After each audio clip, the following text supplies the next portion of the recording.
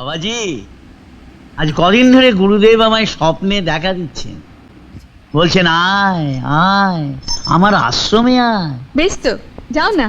যেতে তো হবেই রে মা, গুরুদর্শন কত পুণ্যের কাজ, কিন্তু সে তো সামনের পথ নয় রে মা, সেই তারাপীঠ ছাড়িয়ে তারপর। তাছাড়া আসা যাওয়া, গুরু প্রণামী, এসবের খরচও তো কম নয়। কত লাগবে?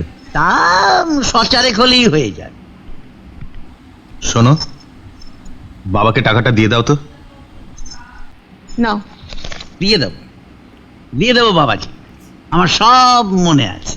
তাছাড়া তোমার যে খরচার হাত, কিছুই তো থাকবে না, বরং বরং আমি যা নিচ্ছি তা চিরকাল আমার কাছে গচ্ছিত থাকবে।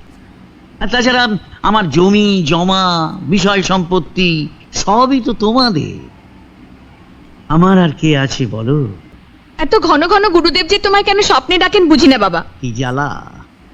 বুঝবি বুঝবি মা, বুঝবি, কদিন পরে সব বুঝতে পারবি।